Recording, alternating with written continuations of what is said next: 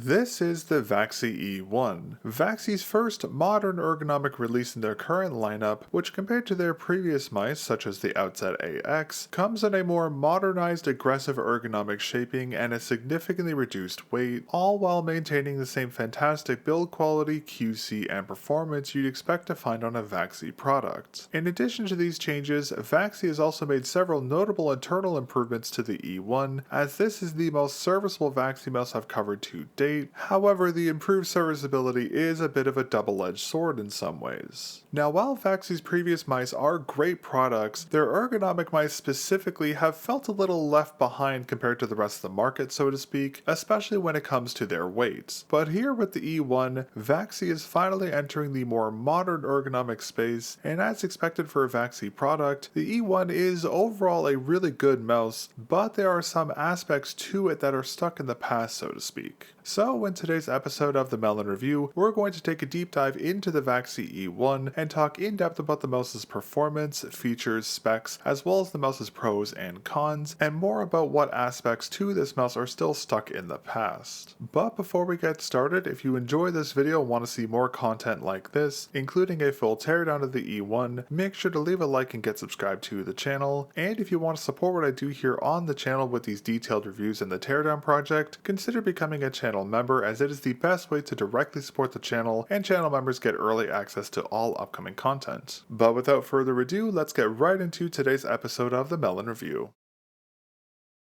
For testing parameters, I used the E1 for approximately 2 weeks, daily driving the mouse for both work and gaming use on both soft and hard pad types, but since my unit is second-hand and didn't come with the mouse's stock skates, I only used aftermarket skate types over my testing, and for firmware, I tested the E1 on version 1.1, the latest version available at the time of this review.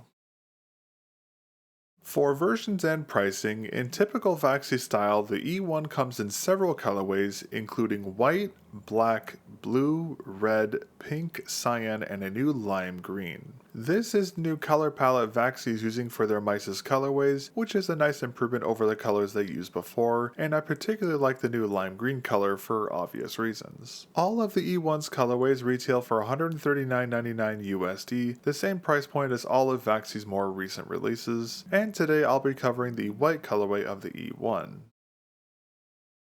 Now for unboxing, keep in mind that my E1 was purchased second-hand, and the accessories included with my unit will differ from a factory fresh one. For packaging, the E1 uses the same packaging style VAXEE has used on their previous releases, having the same minimalistic design we've come to expect. Opening the box and sliding out a cardboard insert, we'll find the mouse itself, which is wrapped in a plastic wrapper. Normally the mouse will have full-size PTFE skates pre-installed on its base, but again, since my unit is second-hand, it didn't come with them included. Under the mouse and in another plastic bag, we'll find the mouse's stock cable, which has changed quite a bit from the cables VAXEE has used before, as this cable is rubber wrapped, not paracorded. On the plus side though, the USB-C end does have the same slight upward angling, but it lacks the anchoring prongs we've seen on the Outset AX, NP01, and O1S's stock cables. This new cable design for me personally is a mixed bag, as it's less than ideal for wired use, but we'll talk more about the cable's performance and the changes made to it later. Next, folding out a bottom part of this cardboard insert, we'll find another plastic bag that houses the E1's 4K dongle. This dongle is the same type as the ones included with VAXEE's previous releases, having the same lighter 8.57 gram weight and decently sized rubber base, which helps to keep the dongle decently anchored on most surfaces, but due to its lighter weight, the dongle still can be displaced by heavier cables quite easily. And lastly, at the very bottom of the box, we have a small paper insert with a QR code printed on it, which links to VAXEE's firmware and manual download page. Oddly enough, VAXEE isn't including any information on their web-based driver, which is the more optimal use case for configuring the E1 settings compared to using the mouse's onboard controls, but given that this is most likely a batch 1 E1 when the web driver wasn't officially released, this is understandable, but hopefully on their more recent models, VAXEE is advertising their web driver as it's very well implemented. And lastly, for warranty, the E1 has a 1-year warranty provided by VAXEE, and you can find all the terms and conditions for said warranty on their website. For in-game performance, as expected for a VAXEE product, the E1 is overall a very solidly performing mouse, and compared to VAXEE's older ergo mice, the E1 has a much better feeling in the hand due to its aggressive ergo shaping and of course its improved weight. These changes, as mentioned earlier, brings the E1 more in line to other modern ergonomic releases, which is something I've wanted to see from VAXEE for a long time now, and I'm really happy to see them finally have an ergonomic mouse that can compete in today's market. And on top of the mouse's great feel, in typical VAXEE style, the mouse's build quality is exceptional even though my unit is second hand, and the mouse's main clicks, side clicks, and scroll wheel are all very well implemented, but the main clicks specifically are a notable improvement compared to VAXEE's older mice, as VAXEE is not only using new switches, they've also completely redesigned their anchoring and stabilization, giving the E1's main clicks the best click feel I felt on a VAXEE mouse to date. And as is tradition for a VAXEE product, the E1 has flawless connectivity and polling rate implementations, even though we're still waiting for the 8K Hz update, and the mouse also has the expected standard and competitive modes, which further improve the mouse's performance. Though oddly, the competitive modes here on the E1 do decrease the mouse's runtime more so than they've done on VAXEE's previous mice. The E1 has also finally been updated to the 3950 series sensors, which in itself is a notable improvement, but in typical VAXEE style, the sensor is a unique one as several of its parameters have been altered, as VAXEE works closely with PixArt to use customized sensors here on the E1 in all of their previous releases, which gives the E1 unique performance, and we'll talk more about the custom sensor later. Another interesting feature here on the E1 is the new trajectory mode which VAXEE recently implemented. This feature is a bit of a mystery for several reasons, but you can use this mode to alter the feel of the E1, somewhat optimizing the mouse's input for certain aim styles or game types, but this feature is a bit ambiguous and it's kind of difficult to tell what this feature actually does, but we'll talk more in depth about this trajectory feature later. And as mentioned earlier, VAXEE has made some significant changes to the mouse's internal structure and components. These changes not only make the E1 feel much better to use, it also makes the E1 the most serviceable VAXEE mouse released to date, which is an amazing improvement compared to the serviceability of their previous mice, but the redesigned internals are again a bit of a double-edged sword, but we'll talk more about this later. But overall, the E1 is yet another fantastic ergo mouse from VAXEE, one that maintains the same fantastic feel and performance we've come to expect from VAXEE's products, and over my testing, the mouse did perform extremely well and felt great to aim with, but as I mentioned earlier, there are some aspects of the E1's design that are still stuck in the past, so to speak, and could be improved, but the E1 is still a solid mouse overall and a notable improvement from their prior releases, and again, I'm so glad to see VAXEE finally release a more modern ergonomic mouse, one that can compete with more modern ergonomic releases from other brands.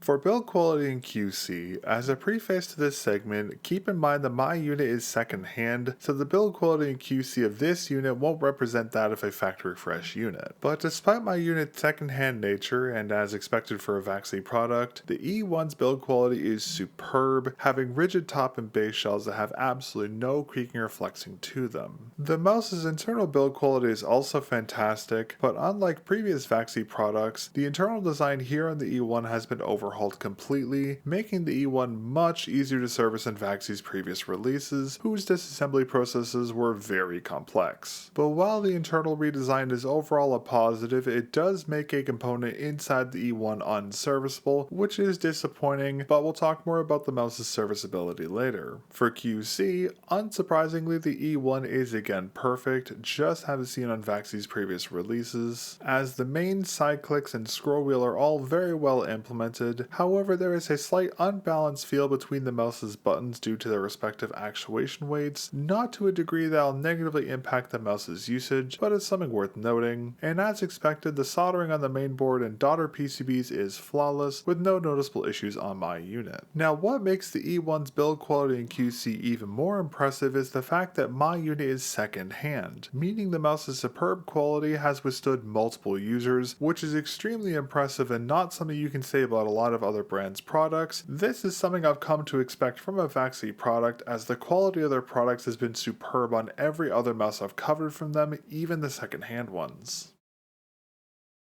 For weight, as mentioned earlier, the E1 is a much more modernly weighed mouse compared to VAXEE's other ergonomic releases, which gives this mouse a long overdue modern feel to it. Now, VAXEE is advertising that the E1 will weigh 60 to 61 grams, however they don't specify any plus-minus gram ratio on this weight spec. This is common for VAXEE as they haven't done so in any of their previous mice, as all of their mice have always weighed within their spec. And that trend continues here on the E1, as in the mouse stock configuration with the full-size stock skates, the mouse weighs approximately 60.5 grams, and without any skates, the mouse weighs 59.29 grams. So as is tradition for VAXEE's products, the E1 weighs less than advertised, which is a welcome change in a peripheral market where almost every brand is advertising inaccurate weight specs for their products. But it's worth mentioning that the other colorways of the E1 might weigh slightly more or less, as different colorings have a slight variation in their weight. So if you get a different color of the E1, keep this in mind, but even with a heavier coloring, all versions of the E1 will weigh within their advertised spec. Now, compared to other ergonomic mice on the market, while the E1's weight is more in line with the market average, it is on the higher side compared to other more weight optimized ergo mice such as the Pulsar X Lite Crazy Light, but keep in mind the higher quote-unquote weight here allows VAXEE to maintain the same fantastic build quality we've seen on their other mice, something other brands are more than happy to sacrifice to meet an ultralight weight spec. So while the E1 is a heavier ergo mouse, the weight is justified given the mouse's fantastic build quality and the fact that VAXEE was able to maintain the same premium quality at 60.5 grams compared to the 73 gram Outset AX is very impressive. For axis balancing, the E1, as expected for an ergonomic mouse, is centrally balanced, but uniquely, the mouse is balanced forward of its 60mm physical midline, being balanced roughly at its 65mm mark. But the balancing here on the E1 is very tightly balanced, forming more of a balancing point than the ranges we've seen on other mice. Now, this slightly forward balancing is unique for a VAXEE product, especially in relation to the mouse's sensor position, but we'll talk more about that later. For Y-axis balancing, the E1 is again centrally balanced on its y-axis, but the mouse is slightly right-heavy due to the mouse's ergonomic shaping. Now, since the E1 is balanced forward of its physical midline in its uniquely lower sensor position, this gives the mouse a unique feel similar to the feel of the Death Adder V3 and V4 Pro, which also have lower sensor positions. As such, initially there will be a slight disjointed feeling to the E1, and as such it will take a week or so to acclimate to the mouse's unique balancing and its sensor position. And on the topic of balancing, inside the mouse's battery is positioned at its rear region. As such, the battery is the crux of sorts for its balancing, so be mindful of this, as if the battery is repositioned or replaced with a lighter or heavier one, the mouse's balancing will be affected, so if you plan on modding the E1's battery, keep this in mind. For shaping, the E1 is a very unique shape for a VAXEE ergonomic mouse, and while it does share some similarities to the Outset AX, the E1 is actually slightly longer and shorter compared to it, giving the mouse a completely different feel in the hand compared to VAXEE's past ergonomic releases. But as expected, the mouse's shape is right-hand optimized, and due to the shell's aggressive ergonomic tilting, it lacks the ambidextrousness you'll find on symmetrically shaped mice, meaning that the E1 can only be used with right-handed grip styles. In terms of similar shapes, as I just mentioned, the E1 shares many similarities with other ergo mice on the market, one of them being the Outset AX of course, but the mouse is also similar to the Pulsar X Lite Medium, as the top and side shell profiles are similar, but the E1 is slightly thinner at its forward region compared to the X Lite. There are several other mice which I could compare the E1 to, but the closest analog I could find to it was oddly the ROG Keras 2 Ace, which funnily enough also shared a lot of similarities to the Outset AX, but it shares even more here with the E1, as the mice's side and top profiles are nearly identical, but the E1's top shell is slightly thinner here as well, and we'll talk more about the E1 shell profiles in a moment, but before we talk about that, let's talk dimensions. For length, the E1 measures 120mm long. For width, at the shell's forward region, at its top the shell measures approximately 60.1mm wide, and at its base it measures approximately 58.8mm wide. At the shell shell's mid-region, at its top, the shell measures approximately 60 millimeters wide, whereas at its base it measures approximately 58.4 millimeters wide. But it's worth mentioning that between the shell's forward and mid regions, uniquely the shell's left and right sides have an hourglass indentation in them, more so in the left side than the right, but regardless, this region of the shell is thinner than the rest, measuring approximately 57 millimeters wide. And lastly, towards the end region of the shell, at its widest point, the shell measures approximately 65 millimeters wide at its base. For heights, at the shell's forward region and at the forward point of the scroll wheel, the shell measures approximately 24.2 millimeters tall. At the shell's mid region, at the peak of the shell's hump, the shell measures approximately 42 millimeters tall, and from the peak of the shell's hump, the hump curves downward, creating a slanted hump shaping, which terminates at a lip at its base, which measures approximately 5.6 millimeters tall.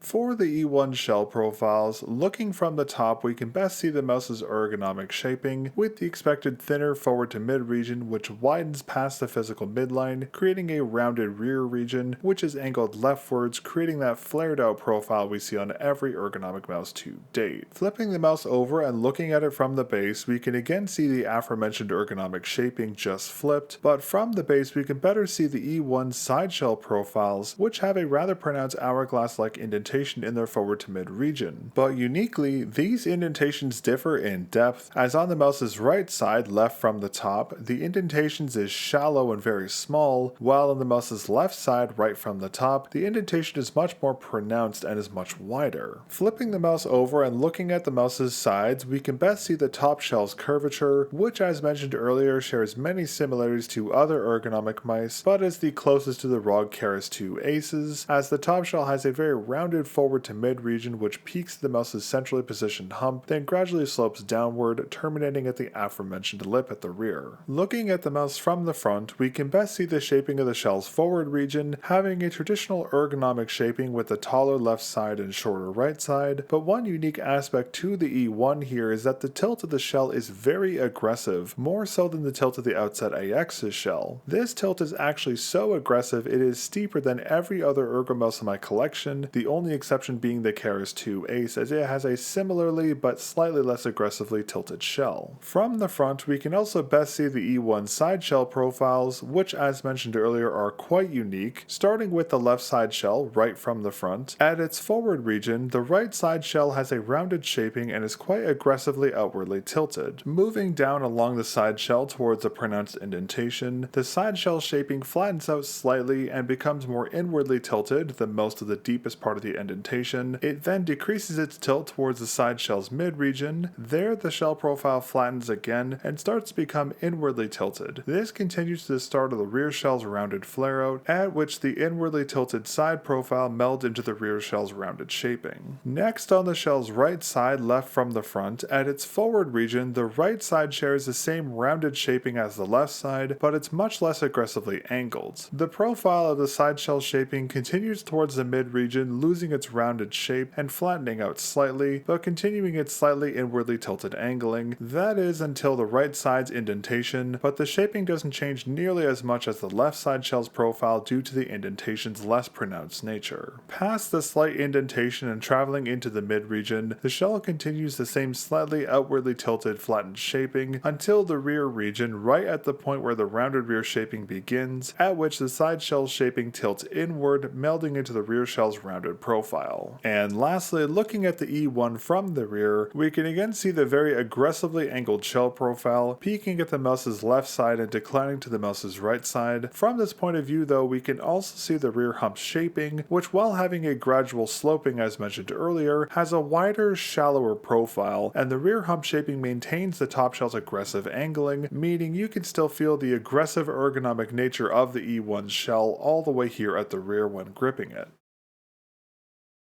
For contact regions and points for my 25.4 by 10.16 centimeter hands using an angled claw grip here on the E1, starting off with my palm region, the E1's aggressively tilted ergonomic shell makes contact on my thenar's mid to high region, my mid palm's high region, and my hypothenar's mid to low region, but due to my angled grip style, the primary anchoring points for my grip is my thenar and hypothenar contact, whereas my mid palm contact is more of a secondary or supporting contact. For finger contact, starting with my thumb, the left side shell's unique shaping allows my thumb to rest in two areas. With a relaxed grip, my thumb rests towards the forward region of the left side shell, resting above its pronounced indentation, resting slightly below the forward side button. Whereas with a more aggressive grip, I can angle my thumb inward to rest it at the deepest part of the aforementioned indentation, allowing for a more anchored grip on the shell's left side. For my index and middle fingers, they naturally rest towards the end region of the main clicks, and they are guided towards the middle of the buttons due to the pronounced grooving in them in the button's end to mid regions. Next, for my ring finger, it rests roughly opposite the position of my thumb on the opposite side, resting at the forward region of the right side shell profile. And lastly, for pinky contact, it rests slightly below my ring finger, more towards the upper mid region, a few centimeters after where the right side shell starts to widen out. But keep in mind I have very large hands and I use a tilted grip style, so the way my hands work with the E1 shell won't be the same for everyone, so use my contact regions and points as estimates for how the E1 shell will feel in your hands.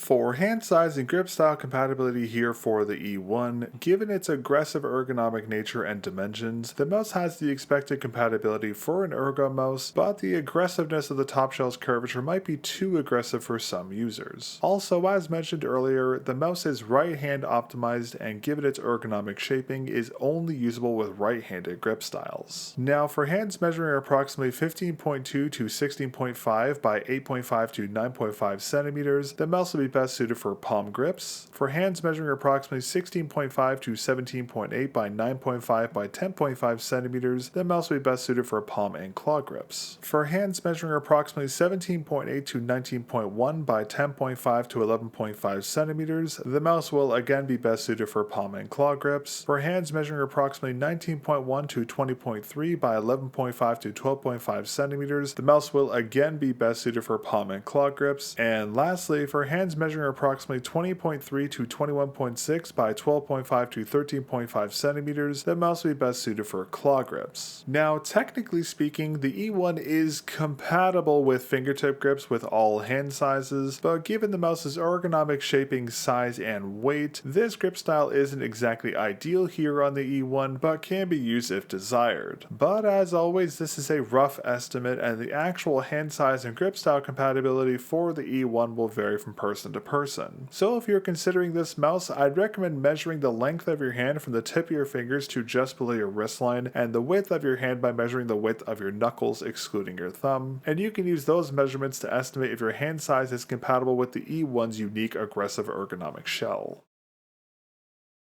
For coding, the E1 is using the same fantastic coding VAXEE has used on all of their previous releases, which is a good thing as VAXEE's coding is one of the best codings you'll find on the market. Now, VAXEE describes their coding as a matte coating, which is accurate, but it's worth noting that depending on the colorway of the mouse you purchase, the mouse's coating might feel slightly different, as VAXEE's coatings in their darker colors tend to have more of a matte feel to them out of the box, whereas their lighter coatings tend to have more of a chalky feel. It's also worth noting that VAXEE's coating will change in feel over use, but despite this it will maintain its matte feel for most use cases and have the same fantastic performance we've come to expect from VAXEE's coating. As such, the E1's coating, while being on the chalkier side, performed very well over my testing, allowing for solid anchoring on the mouse's shell with both wet and dry hands, and over testing I never felt the need to use aftermarket grip aids as the coating provide ample gripability. There is one exception to this though, but I'll talk more about that later. But while VAXEE's coating continues to be a solid offering, as I said when I reviewed the Outset AX, other brands have caught up to or even surpassed VAXEE in this regard, as the coatings offered by Endgame Gear, Wise Owl, and surprisingly Razer, at least on their newer mice, are comparable or superior to VAXEE's coatings. But the difference between the aforementioned coatings and VAXEE's is admittedly very slight, and depending on your hand type, some coatings will be better or worse. Personally speaking, I find that more rubberized coatings work better for my sweatier hands, hence why I prefer them. But despite my personal preferences, the E1's coating in most cases provide more than enough gripability for most users, but if you find the coating to be slippery or dislike the coating's feel, you can always use aftermarket grip aids on the mouse if needed, but I doubt users will ever feel the need to do so given the coating's great performance. But while the coating performs well, just like all other great coatings we've seen on the market, this coating will collect dust and debris from your hands like a magnet. As such, I'd recommend getting the lighter colorways of the E1 as their lighter shell doesn't show debris buildup nearly as much as the darker colorways will, but regardless of whatever colorway you get, I would recommend wiping down your mouse frequently to remove any grime that's built up on the coating. Now, the buildup never affected the mouse's performance, but it did affect the mouse's feel in the hand, so make sure to clean your mouse's shell frequently to prevent any textural issues.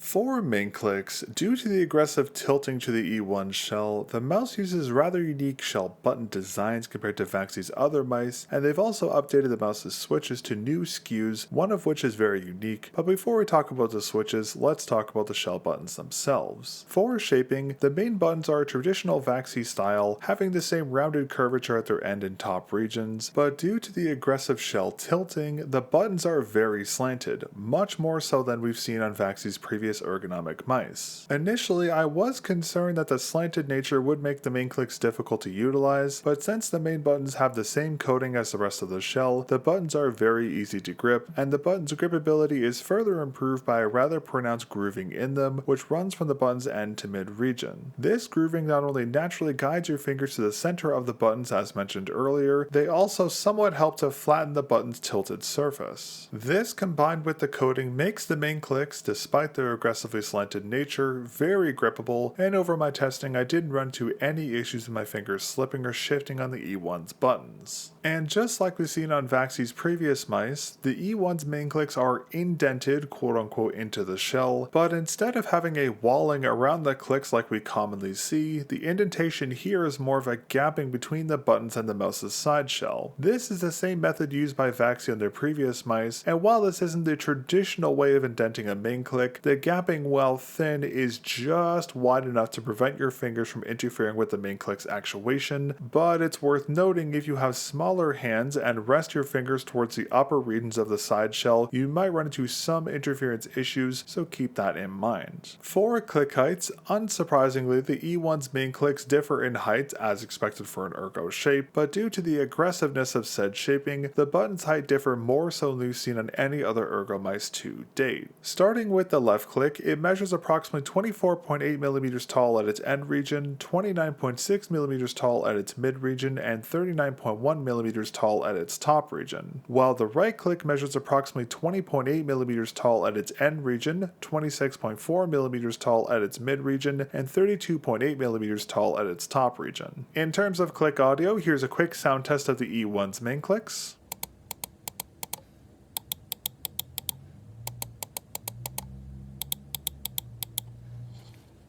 Now, as mentioned a moment ago, VAXEE has updated the main click switches here on the E1, as instead of using Wano's WK-01F pink dot switches they've used on all of their mice before, the E1 uses Wano's WK-01F blue dot switches. And as you can see, VAXEE has implemented two different switch heights here, as the right click is a traditional height, whereas the left click is a much taller switch as it's installed on a plastic riser. This is a very unique way of accounting for different click heights, as we've seen other ergo mice use longer stems on the shell buttons, or they physically alter the install area for the switch, but I have yet to see a brand aside from VAXEE install the switches on a riser, and despite this not being the traditional way of mounting a switch on an ergo mouse, I quite like this design as it's the simplest way of implementing different click heights I've seen to date. Now, these blue dot switches, while they're in the same WK-01F series as the pink dot versions, differ slightly, as while they share the same cycle rating of 10 million,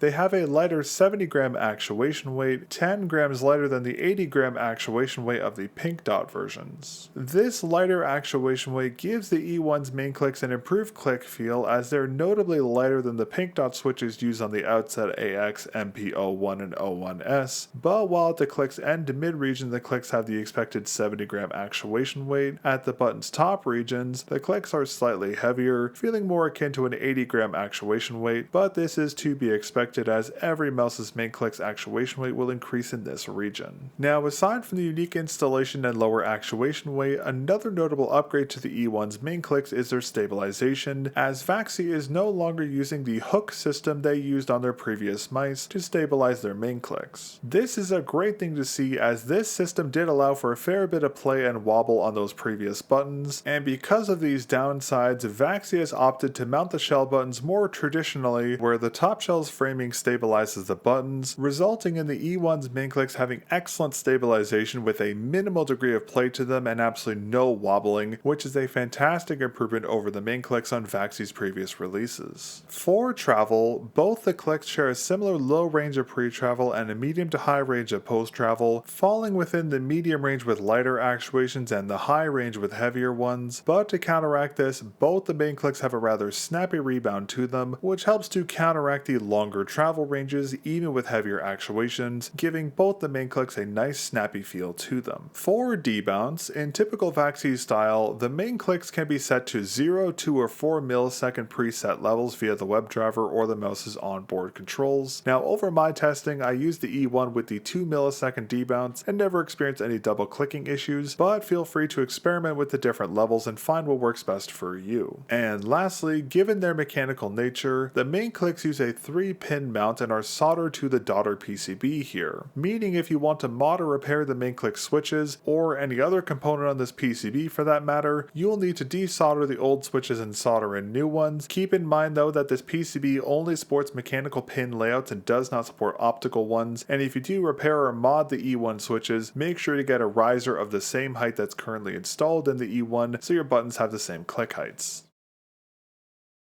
As expected for a VAXEE mouse, the E1 is using the same rounded chip-shaped buttons we've seen used on almost every VAXEE mouse to date. These buttons are positioned slightly forward of the mouse's 60mm physical midline, centered on the 63mm mark, and the buttons themselves have a rather pronounced curvature to them, which matches the top shell's curvature. And due to the side button's rounded surface, both buttons are rather pronounced from the mouse's side shell, which helps to improve the button's usage, but disappointingly, these buttons still lack a coating, meaning that their surface is just a rounded, non-textured plastic. This is and has been my biggest gripe with VAXEE's side buttons to date, as compared to the rest of the mouse's shell which has VAXEE's great coating, the side buttons stand out like a sore thumb as they're significantly harder to grip compared to the rest of the shell. This results in the E1 side buttons sharing the same faults as the side buttons on all of VAXEE's previous releases, where the buttons can be very difficult to actuate during use, more so if you have sweaty hands like myself, as I found my fingers slipping off the side button surface quite frequently.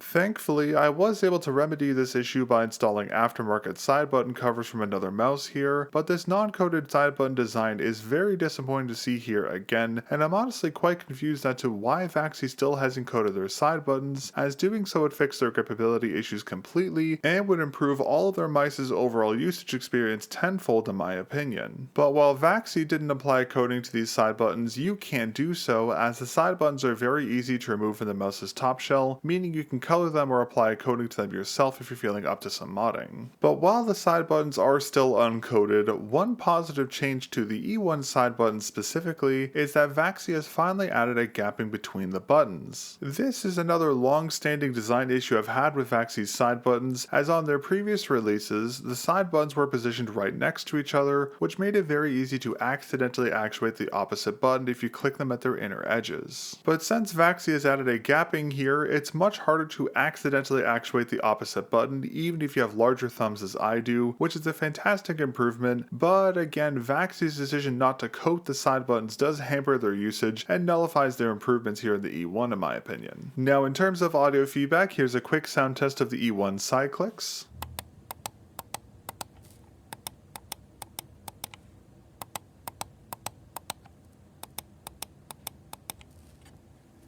Inside, the E1 is using Wano WK-03B switches, which are better known as the Wano Blackshell White Dot Mini Patch switches, which are a similar SKU to the switches VAXEE has used on their previous releases, but these switches are a much thinner form factor and use a different pin mounting mechanism. These patch switches are rated for 3 million cycles and have an actuation weight of 70 grams, but here on the E1, the switches feel more akin to an 80 gram actuation weight, which makes them heavier than the main clicks by around 10 grams. grams, which does slightly skew the mouse's click feel, but not in a way that will significantly impact the mouse's usage. And the side buttons themselves, as we've seen in previous VAXEE mice, are well stabilized, but when actuated, the buttons here on the E1 do have a higher degree of wobble to them than expected. This wobble can slightly skew the side button's travel ranges if actuated toward their end or top regions, but only by a slight degree. On the topic of travel, the E1 side buttons have an extremely low pre-travel range and a low to medium post-travel range, falling into the low range with lighter actuations and the medium range with heavier ones that push the side buttons into the shell. But to counteract the longer travel, both buttons do have a surprisingly snappy rebound, which allows the side buttons to have a more responsive feel to them, but the heavier actuation weight prevents the buttons from being as spammable as other mice's side buttons that have lighter actuation weights on their switches. But I did want to note one odd aspect to the button's positioning, as the E1's buttons are positioned quite high in the mouse's left side shell, so much so their position is slightly outwardly tilted to match the curvature of the top shell. This odd positioning causes the side buttons to be a little tricky to actuate in some cases, as they're so high up you'll find yourself actuating them at their lower region, which is where they're the least pronounced. So depending on your hand size and your grip style, you might experience a small acclimation period here of sorts, as you'll need to click the buttons in their mid to top regions, not the lower region, for the most consistent actuation. And as a last note, I wanted to mention that unlike the side buttons on VAXEE's previous mice, which while soldered were user serviceable as the PCB could be removed from the mouse, the buttons here on the E1 are soldered to a PCB that is integrated into the ribbon cable that runs from the main click PCB to the mainboard. This is the same style of integrated side button PCB we've seen Razer and Asus and several other brands adopt, meaning that just like those mice here on the E1, the side buttons are not very user serviceable, as removing the PCB has a high chance of damaging the board itself or the cable, which is very disappointing to see coming from the great serviceability for the side buttons on VAXEE's previous mice. For a scroll wheel, the E1, just like all of VAXEE's previous releases, uses the same style of wheel, being a transparent plastic wheel with a thick rubber texturing wrapped around it, which has the same sneaking linear texturing running across its slightly rounded surface. But uniquely, and just like we see on VAXEE's other ergo mice, the wheel here on the E1 is angled slightly to match its profile to the top shell's ergonomic tilt, which is a great little attention to detail I've only seen on VAXEE's ergonomic mice to date. Another great attention to detail about the wheel here is that the wheel itself is very pronounced from the E1's top shell, which makes the wheel very easy to scroll and click, and gives the wheel a full scroll range of 10 steps. Inside, and as expected for a VAXEE product, the E1 uses the same ALP 7mm 24-step mechanical encoder we've seen used on every VAXEE mouse to date. This encoder naturally has a heavier scroll force and rather pronounced scroll points, which gives the scroll wheel a very tensioned, controlled feeling, which keeps the wheel free of any scroll or click related issues, but given its mechanical nature, this encoder will loosen over time, as all mechanical encoders will, and when loosened, the encoder's scroll weight and scroll points will weaken, so keep this in mind. And for scroll wheel click, instead of using the same Wano white dot patch switches we've seen on VAXEE's previous mice, the E1 is using a pink dot version of the WK-1 series switch, which is also the same switch used for the main clicks on VAXEE's previous releases. These switches are rated for 10 million cycles and have an estimated actuation weight of 80 grams, which does make the wheel heavier than the main clicks by around 10 grams, but compared to the plunger click switches we've seen dominate the market, this traditional switch style feels much better to utilize despite its heavier actuation weight, as it has a low degree of pre-travel and a low to medium degree of post-travel, and since this is a full-size switch, not a plunger or patch switch, the wheel's click is very snappy and allows the scroll wheel to be somewhat spammable, though the heavier actuation weight does somewhat work against this. And as a last note here, just like the main click switches, both the E1's encoder and scroll wheel are soldered to this daughter PCB, meaning that if you plan on modding or repairing any of these components, you'll need to desolder them and solder in new components. But again, just like the main click switches, this PCB only supports 3-pin mechanical switches and does not support optical ones.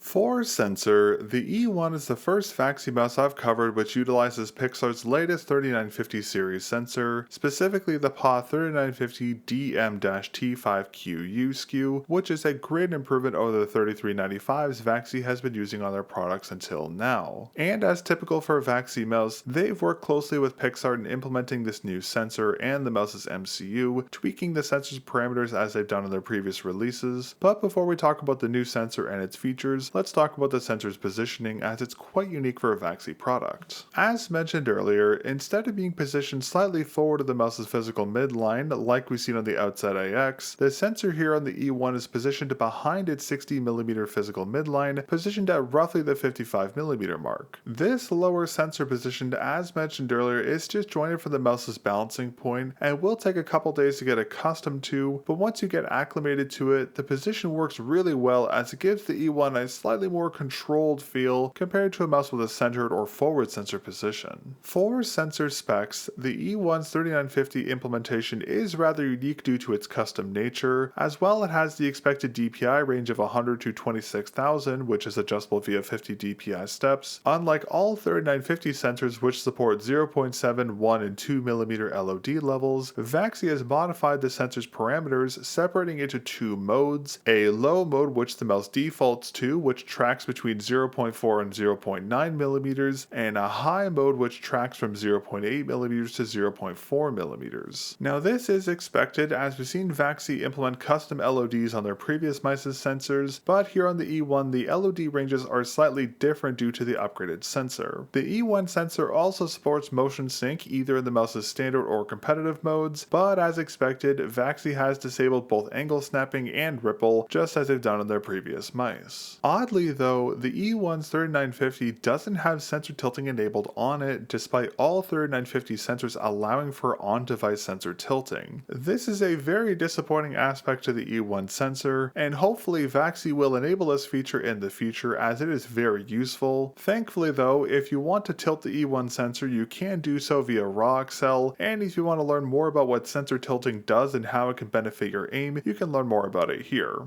And lastly, for MCU, and as is typical for a VAXEE product, the E1 is using the same Pixar PAR2862QC MCU. We've seen VAXEE use the same MCU in all of their previous releases, and for people who haven't used a VAXEE mouse before, seeing a non-standard MCU might be a bit of a red flag, but as mentioned earlier, VAXEE works closely with Pixar in implementing both the mouse's custom sensor and its MCU, and in combination with VAXEE's fantastic wireless tech, both the mouse's sensor and MCU are extremely well implemented, though I do wish the sensor supported sensor tilting. For connectivity types, the E1 supports both wired and wireless connectivity, but sadly on the wired connectivity, the E1 only supports 500 to 1000 Hz, whereas on the wireless connectivity the mouse supports 5000 to 4000 Hz. But as mentioned earlier, we are still waiting for VAXEE to add the 8K polling to their mice, as they said they'd be doing a while ago now. But as mentioned earlier, VAXEE's wireless connectivity tech is very impressive, and despite the unique MCU, the E1 and all of VAXEE's other mice for that matter have arguably the best connectivity tech on the market, and the only mouse that has comparable tech in my opinion being Razer's new tech they implemented on the Death Adder V4 Pro. And given the fantastic connectivity tech here, unsurprisingly the mouse's polling rates are also very well implemented, with no noticeable inconsistencies on any of the mouse's wired or wireless polling rates noticed over my testing. Next, I wanted to quickly talk about this new trajectory mode VAXEE has recently implemented here on the E1 and some of their other mice. This feature has two modes, smooth and responsive and stable and controlled. Both of these modes, according to VAXEE, maintain the same standard of ultra low latency, but the difference lies in sensitivity, as in the original trajectory mode, the smooth and responsive one, the mouse's feel is more responsive, where even subtle movements are reflected instantly, and some users may feel it's easy to overshoot when making fine fine crosshair adjustments. In such cases, they can choose the more stable and easier to control trajectory mode, which is the stable and controlled mode. Now, this is all the info VAXEE is providing about this feature, and when I asked for more information about it, VAXEE said they would not be providing any further information publicly, which is rather odd, as from my experience, VAXEE has been pretty open about their products and features in the past. But despite the secrecy surrounding this feature, over my testing I used the E1 in both of the trajectory modes and on 4K Hz as recommended, and to be honest, I had a hard time discerning exactly what this feature did, but I did notice in the stable and controlled mode, inputs were heavier, which is the best way I can describe how this mode felt to aim with, whereas in the default smooth and responsive mode, the E1 felt normal for a VAXEE product, and inputs lacked the heaviness that the other mode had. Now, technically speaking, in the more controlled mode, this feature did improve performance somewhat, but honestly, it's difficult to gauge how much of an impact this feature had given its ambiguous nature. Now, I have several theories as to what this trajectory mode actually is. My best guess is that VAXEE has implemented some kind of raw accel-like feature, where in the stable and controlled mode, movements below a certain acceleration level are scaled down to be more controlled, whereas movements at a higher acceleration level are scaled to be faster, and in the default smooth mode there's just no scaling on the mouse's inputs. But this is just a guess on my part, and this could be a totally new feature developed by VAXEE, but regardless of its mode's ambiguous nature, it's a cool feature regardless, though I wish VAXEE was a little more forthcoming about what this feature actually did. Hopefully in the future, we'll see VAXEE better define this feature and its benefits, and I'd love to see them expand on this feature's modes, as I could see several unique advantages for it if it is indeed what I think it is.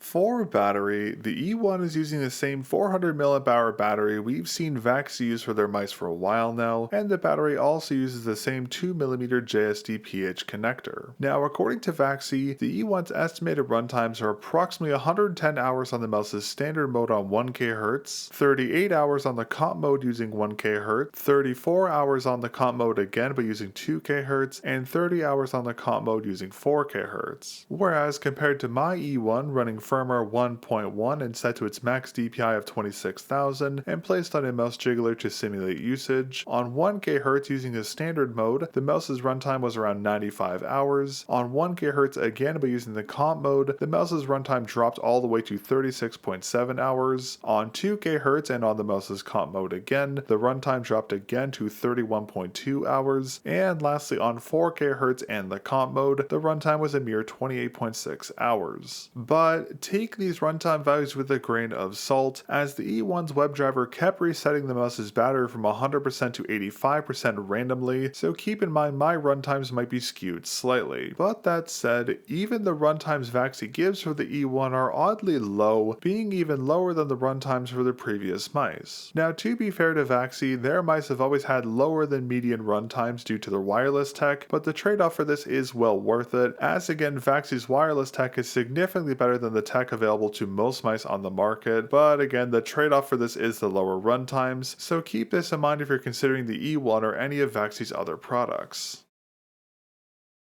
For the E1 software, the mouse uses the same WebDriver used by VAXEE's previous mice, but here on the E1 the driver has been updated with support for some new features. Now, just like all other WebDrivers, VAXEE's driver only supports Chromium-based browsers such as Edge and Chrome, and once you go to the software's URL, which will be linked down in the video description, you can click the connect button in the middle of the screen, select your mouse from the drop-down menu, and you'll load into the software. Now, the software is split into 5 tabs which you can toggle via the top bar here, which displays the mouse connected and its battery level, and shows how long the battery will last, as well as its estimated charging time, which is an incredible feature I'm shocked no one else has implemented yet. The software also lists the mouse's driver version, and there's a button to check the mouse's firmware, and if it is out of date it will auto-download the new version. There is also a language select button and a button to toggle the software's light and dark mode, and a button to clear the driver's cache if you're experiencing issues. Now, in the first tab, the software displays a quick overview of the mouse's settings such as its DPI, click latency, polling rate, LOD, motion sync status, and more. In the next tab, you can adjust the mouse's DPI and DPI levels, and you can choose anywhere from 100 to 26,000 and it is adjustable via 50 DPI steps. You can also adjust the mouse's preset DPI levels from 1 to 4, and you can also set the mouse's debounce filter from 0, 2 to 4 milliseconds, and you can also select the mouse's polling rate here as well. In the next tab, called the Trajectory tab, you can adjust the new trajectory mode between smooth and responsive and stable and controlled, which, as we talked about earlier, does slightly alter the feel of the E1 during use, but again, this feature is quite ambiguous in its current state. In the next tab, you can select the mouse's mode between 4 options: competitive mode with motion sync off, standard mode with motion sync off, competitive mode with motion sync on, and standard mode motion sync on. As mentioned earlier, these competitive modes, while they use more power, do significantly boost the performance of VAXEE's products, offering superior click latency, better transmission rates, and real-time tracking, as well as improved anti-interference tech compared to the standard operating modes. And when combined with the mouse's 2 or 4K polling rates, the competitive mode allows the E1 to perform near to how a wired mouse will perform in many aspects, and gives the E1 and VAXEE's other wireless mice their fantastic performance. But there is some limitations to this, as in either of the standard modes you can't use any report rate over 1000 Hz, and when using the mouse wired you can only use the competitive modes, but you'll be locked to 500 to 1000 Hz. Also in this tab we can also adjust the mouse's LOD level between the low mode, which tracks between 0.4 to 0.9 mm, and the high mode, which tracks between 0.8 to 1.4 mm. And lastly, we have the custom keys tab, where you can adjust the binding of the mouse's buttons. Sadly, the rebind options are still quite limited, but hopefully we'll see VAXEE add more options in the near future. Now you can also control the mouse's functions via the onboard controls, which have changed a bit compared to VAXEE's previous mice, and if you want to learn how to use the mouse's onboard functions, you can refer to the user manual, but the WebDriver is a much more user-friendly method in my opinion.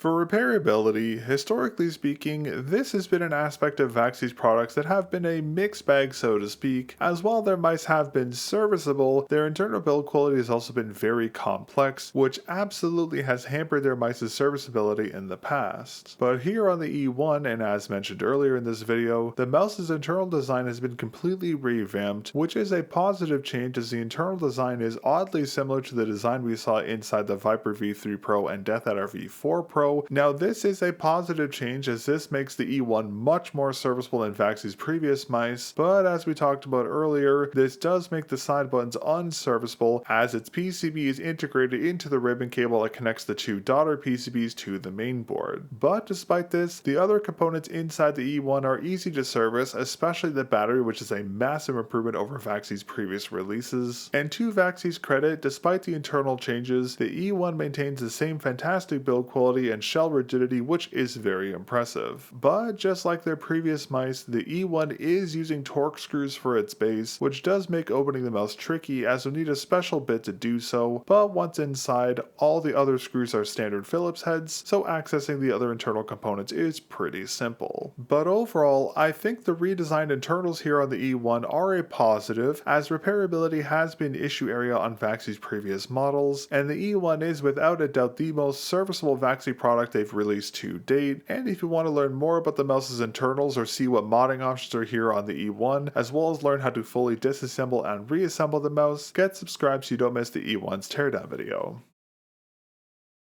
And lastly, let's talk about the E1 stock cable, which as I mentioned earlier has changed significantly from the cables we've seen included with VAXEE's previous mice. Now the cable here is still a to C typing, and the USB-C end does have the same slight upward tilting we've seen on VAXEE's previous stock cables. Now the rubberized nature of this cable definitely hampers the E1's wired usage, especially on hard pad types, as the rubber material is very sticky for lack of a better word, and causes the cable to drag a lot. But on the plus side, the E1's cable is thinner and more flexible than VAXEE's previous cables, which allows it to be compatible with bungees, but even in that use case, the wired usage is less than ideal. But thankfully, the E1's USB-C port is universally sized, so you can use aftermarket cables here to improve the mouse's wired usage. Another notable change to the E1's cable here is that VAXEE has removed the prongs on the USB-C end, oddly just like Logitech did. Now the lack of said prongs on this cable does make make the cable more susceptible to disconnecting, which is another aspect that negates the mouse's wired experience, but seeing as the mouse is capped to 1 GHz on its wired connectivity, and that the E1 is a more wireless optimized mouse, I understand why VAXEE removed the pronging and changed the cable's wrapping too, but these changes do make the E1's wired experience quite poor. As such, I'd only recommend using the E1 via its wireless connectivity, and I would avoid using it while it's charging due to the downgraded cable typing, and hopefully on VAXEE's future products, one that support dual AK polling, VAXEE will improve their stock cables so the wired experience matches the wireless experience on their future products.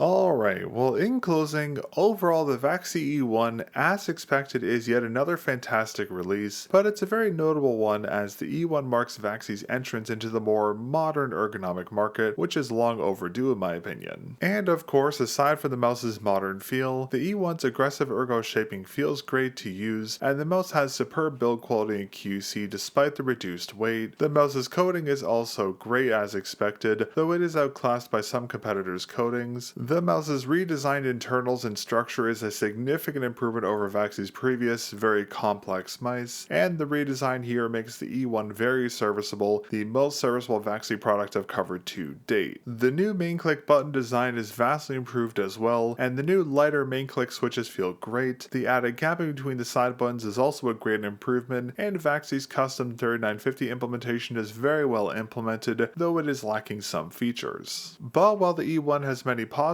to it, there are of course some negatives, as the mouse's USB-C cable is a notable downgrade from their previous cables, which makes the E1's wired usage quite poor. The mouse is still capped to 1 GHz on its wired connectivity, and we are still waiting for 8000 Hz wireless to be implemented onto VAXEE's products. The side buttons sadly still lack a coating and are very slippery, and I highly recommend using aftermarket grip aids to improve their usage. And while the mouse is the most serviceable VAXEE product to date, the side button switches aren't user serviceable due to their integrated PCB design, and while the E1's buttons are improved in many ways, their actuation weights are imbalanced. Of course, this won't significantly affect the mouse's usage, but the mouse would feel better overall if it had more balanced click feels, and while the sensor has been updated, sadly it doesn't support sensor tilting, which is very disappointing. But my biggest gripe without a shadow of a doubt here on the E1 is the side buttons, as while VAXEE took the time to implement a larger gapping between the buttons, they still didn't coat them, which makes their usage experience less than ideal. This aspect is what drags the E1 down for me, as competitors' mice have better side button shaping that are coated, which makes their usage experience astronomically better than the experience of the side buttons here on the E1.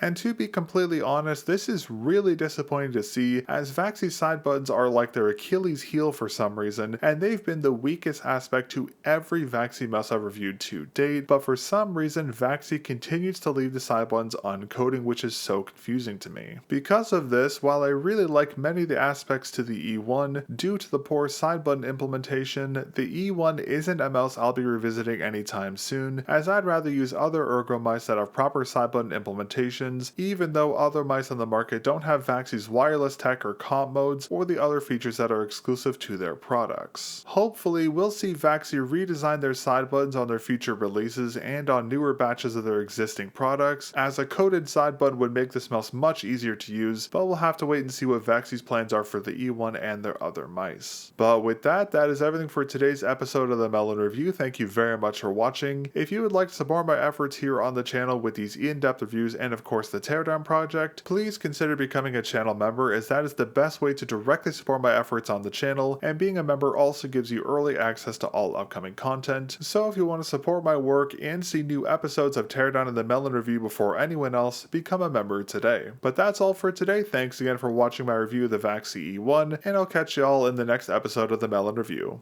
Peace.